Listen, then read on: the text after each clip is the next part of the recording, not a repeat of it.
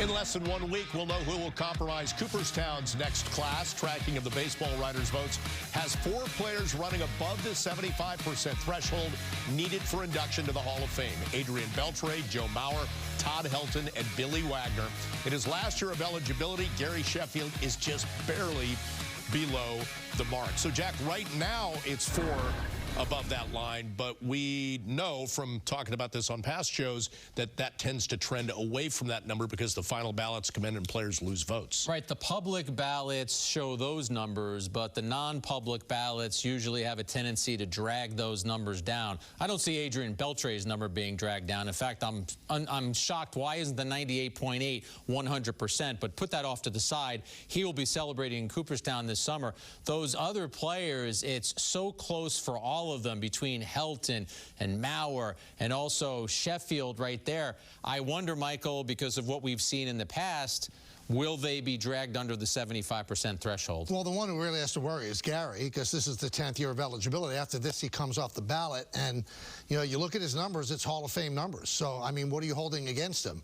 Holding the fact that he used the cream, he trained with Barry Bonds, I guess that's what you're holding against him. I think that's kind of flimsy. And as for our former colleague, Carlos Beltran, he's what, 66%? You look at his numbers, he's a Hall of Famer. Yeah. So what did he do? He did the spying in Houston. Everybody else that's been involved has not been penalized at all. He's the guy who's going to be kept out of the Hall of Fame in his first try. He's a first ballot Hall of Famer, in my opinion. Yeah, they were both on my ballot. I agree with what Michael said. I mean, Sheffield, more than 500 home runs, 2,600 hits. He has described the situation of training with Barry Bonds. I would recommend people read an article that Bob Nightingale did in USA Today, where Sheffield, a very blunt and honest guy, talked about that, and he actually had a falling out with Bonds. So it wasn't as if he was showing up with Bonds and Greg Anderson and working out with them day after day. Now, if you felt the need to punish or penalize him, sometimes people leave guys off the ballot for a few years. This is year 10. Hoping that Sheffield gets that push, because I watched him, you guys watched him, to me, definite Hall of Famer. And I feel the same way about Beltran. I'm kind of curious. Not only did Beltran lose the Mets managerial job, he's getting the hit in the Hall of Fame voting.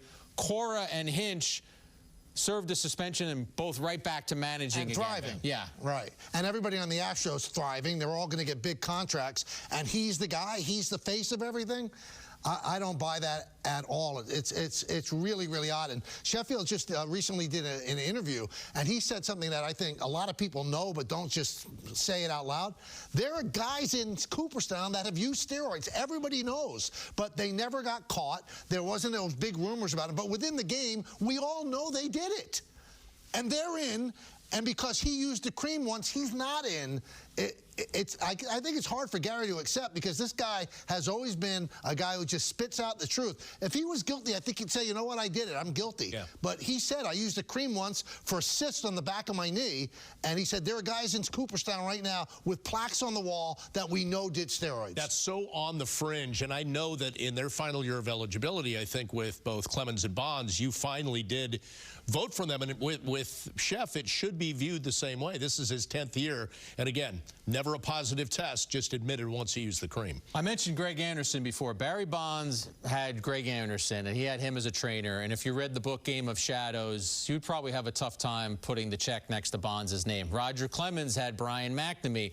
Whenever other folks have asked me about other players with steroid rumors, I've said, well, who's their Greg Anderson? Who's their Brian McNamee? The reason I voted for both of those players in year 10 is because if they fell 1 vote short, I would not have taken great glee in being the guy who kept them out of the Hall of Fame, or if they fell a handful of votes short. As it turned out, they fell well short. And way more fire with Clemens and Bonds than with Sheffield. And way more fire with Manny Ramirez and Alex, although, you know, Alex didn't fail his test, but he was suspended for a full year.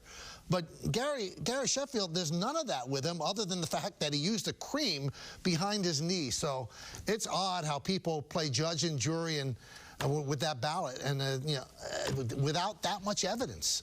Any vibe of a prediction? So next Tuesday is when that announcement comes out. That's our next Hot Stove Show, so we'll be right in the midst of guys answering those phone calls or not. Do those 4 get in, or do you think it's maybe 3 of them? I think Beltre gets in. Can that be my prediction? Way too easy. I think Helton and Mauer get in. I think Sheffield's going to be on the outside looking in. Wagner? I think Wagner also is on the outside looking in. Wow. I think they fall a little below 75.